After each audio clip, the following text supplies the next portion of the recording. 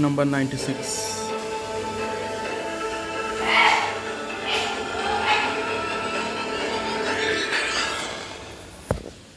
आदित्य अमित और ट्विंकल को कार के सामने से ही क्लब की तरफ जाता हुआ देख रहा था।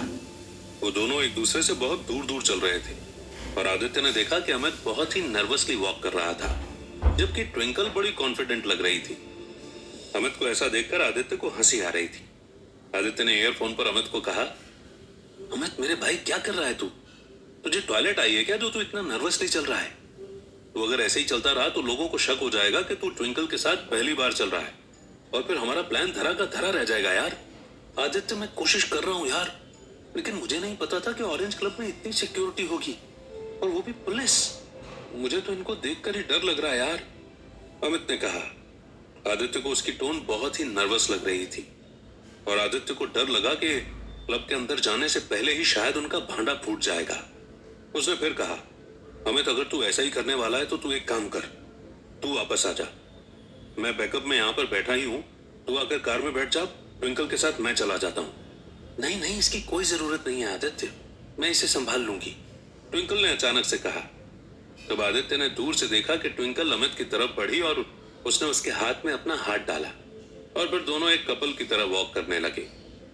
आदित्य को दूर से ही दिख रहा था कि अब अमित नर्वसली नहीं चल रहा है और उसने ट्विंकल से कहा, thank you so much twinkle, तुम नहीं होती तो शायद ये तो मेरा प्लान फ्लॉप ही कर देता, इसीलिए ही तो मैं हूं आदित्य, ट्विंकल ने कहा और वो हंसने लगी और आदित्य भी हंस दिया। अमित और ट्विंकल थोड़ी आगे जाकर राइट मुड़े और फिर आदित्य की आंखों के सामने से गायब हो गए। आदित्य को बस अब उनकी और उनके आसपास की आवाज ही आ रही थी। वो सीट पर थोड़ा टिक कर बैठ गया और आंख बंद करके सब कुछ सुनने लगा। वहीं दूसरी ओर अमित और ट्विंकल जब आगे बढ़े तो उन्होंने देखा कि क्लब में एंट्री के लिए बहुत ही लंबी लाइन लगी हुई है और सब लोग उस लाइन में खड़े होकर बाउंसर को अपना इनविटेशन देकर आगे बढ़ रहे हैं। वो दोनों भी जाकर उस लाइन में खड़े हो गए और इंतजार करने लगे। तब अमित ने आदित्य को ईयरफोन पर कहा, आदित्य यहाँ पर थोड़ी लंबी लाइन लगी हुई है, मुझे लगता है कि हमें थोड़ी देर का इंतजार करना पड़ेगा। यहाँ पर इनविटेशन कार्ड चेक हो रहे हैं तो आई थिंक उसमें थोड़ा सा टाइम लग जाएगा। हाँ कोई प्रॉब्लम नहीं है, बस तुम दोनों लाइन में भी कपल जैसे ही बिहेव करना।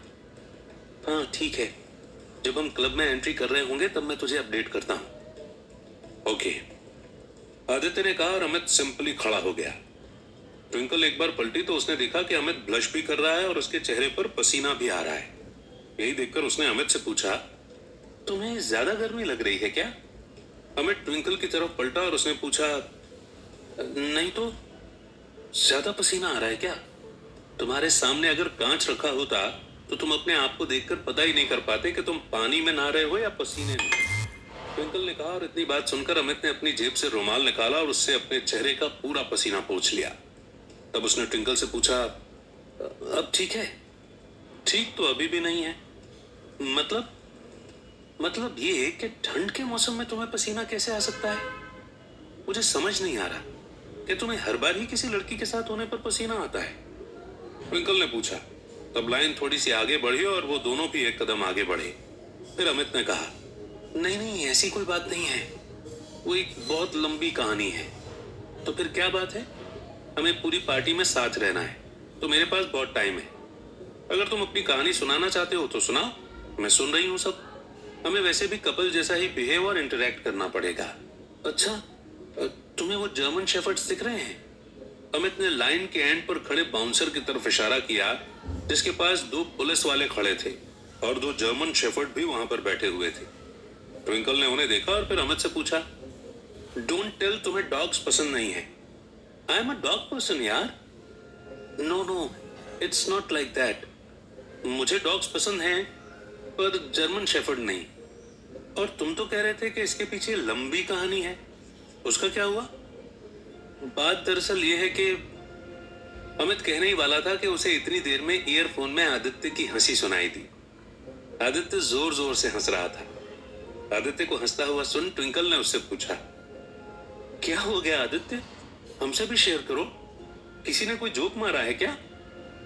जोक तो अभी अमित मारेगा, तुम बस ध्यान से सुनना, आदित्य ने हंसते हुए कहा। और तब ट्विंकल ने अमित की तरफ देखा और वो इंतजार करने लगी कि अमित कुछ कहेगा।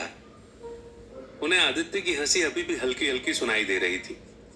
अमित को समझ आ गया कि उसे अब अपना सीक्रेट ट्विंकल को बताना ही पड़ेगा, और उसने कहा, तो बात यह है कि जब मैं कॉलेज में था ना, तब एक बार मैं अपने घर जा रहा था और रास्ते में किसी दुकान पर सामान लेने को रुका। मैं उस टाइम बहुत दुबला पतला था, मतलब एक पोल के बराबर, और दुकान पर मैं 1-2 मिनट के लिए खड़ा था क्योंकि दुकानदार सामान अंदर स्टॉक में से निकाल रहा था। उसके पड़ोस में ही एक जर्मन शेफर्ड रहता था। जब उसने मुझे वहां पर देखा तो वो धीरे धीरे मेरी तरफ आया और उसे लगा कि मेरा पांव कोई पोल है, इसलिए उसने अपना पांव ऊंचा किया और आगे तुम समझ ही जाओ। प्लस जब मैंने उसे भगाने की कोशिश की तो उसने मुझे काट भी लिया था। अमित ने अपनी बात कंप्लीट की और वो वैसे ही नर्वसली स्माइल करने लगा क्योंकि उसे बहुत शर्म आ रही थी। उसे एक बार फिर से आदित्य की आवाज आई जो वैसे ही हंस रहा था, लेकिन वो आदित्य की आवाज से ज्यादा ट्विंकल के रिएक्शन पर फोकस कर रहा था जो उसे ही देख रही थी। फिर ट्विंकल ने कहा, शर्मन शेफर्ड, तुमने कॉलेज यहीं से किया है ना? हाँ, राजौरी नगर में, सेंट जोसेफ आर्ट्स यूनिवर्सिटी से। मैंने और आदित्य ने दोनों ने यहीं से डिग्री ली है। और तुम रहते कहाँ थे उस टाइम? देवल कोटा। अच्छा, वन मोर थिंग, तुम्हें उस डॉगी का नाम पता है? हाँ, जहां तक मुझे याद है उसका नाम टिन्नी था। उसके गले में एक बहुत बड़ा लॉकेट था जिसमें मैंने ये नाम देखा था। लेकिन तुम ये सब क्यों पूछ रही हो? अमित ने पूछा और उसने ट्विंकल को देखा कि उसका मुंह खुला का खुला रह गया है और वो घूरते हुए उसे ही देख रही है। आदित्य को उन दोनों के बीच का साइलेंस समझ नहीं आ रहा था और वो बस इंतजार कर रहा था कि ट्विंकल क्या रिस्पॉन्स देगी। तभी ट्विंकल हंसने लगी और उसने फिर कहा, oh my God, it's a small world, don't get angry, but मैं भी देवल कोटा में ही रहती थी और वो टिन्नी मेरा ही जर्मन शेफर्ड था। ट्विंकल की बात सुनकर आदित्य और अमित दोनों का ही मुंह खुला का खुला रह गया। अमित ट्विंकल की तरफ बहुत ही हैरानी से देख रहा था। तब ट्विंकल ने उसी तरह आगे हंसते हुए कहा, मैंने इस इंसिडेंट के बारे में बहुत बार सुना है और तुम मानोगे नहीं कि उस दुकान पर एक कैमरा लगा था तो मैंने भी उसे देखा था। वो बहुत फनी था बाय द वे। उसके बाद मैंने तुम्हें बहुत बार ढूंढने की कोशिश की कि मैं तुम्हें सॉरी बोल सकूं और तुम्हें बता सकूं कि टिन्नी ने जो भी किया वो इंटेंशनली नहीं था, लेकिन तुम शायद कभी उस गली में और उस दुकान पर वापस आए ही नहीं। तुम इतना डर गए थे क्या? तुम्हें पसीना देखकर समझ नहीं आ रहा? आज भी मैं तुम्हारे टिन्नी की वजह से जर्मन शेफर्ड से बहुत ज्यादा डरता हूं। अमित ने कहा और वो हंसने लगा। आदित्य और ट्विंकल भी हंसने लगे। आदित्य ने फिर सोचा कि ये दुनिया सच में कितनी छोटी है। जिस ट्विंकल और अमित को वो अलग अलग तरीके से जानता था वो तो पहले ही मिल चुके थे।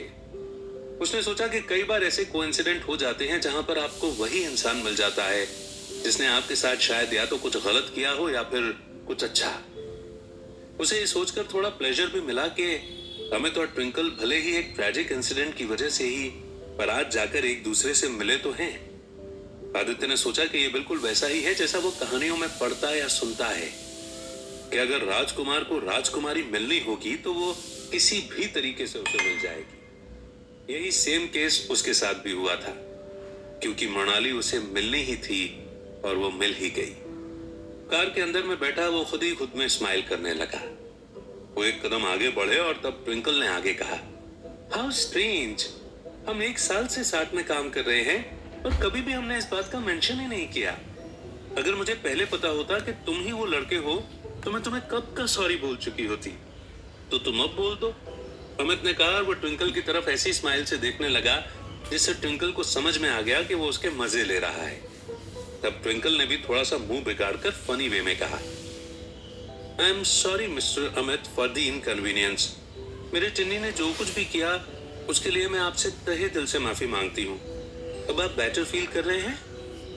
ट्विंकल की बात सुनकर अमित एक पल के लिए रुका और फिर उसने अपने आप को ऊपर से नीचे तक देखा और फिर स्माइल करते हुए कहा, हाँ अच्छा तो लग रहा है, लेकिन जर्मन शेफर्ड वाला डर अभी तक नहीं गया। अगर हो सके तो टिन्नी से रिटर्न में अपॉलजी लेटर लिखवाकर मुझे लाइफ फार्मास्यूटिकल्स में देना। टाइम मिलते ही मैं उसके लेटर का रिवर्ट कर दूंगा। अमित की बात सुनकर ट्विंकल जोर जोर से हंसने लगी और उन दोनों की केमिस्ट्री अब आदित्य को थोड़ी थोड़ी समझ आ रही थी।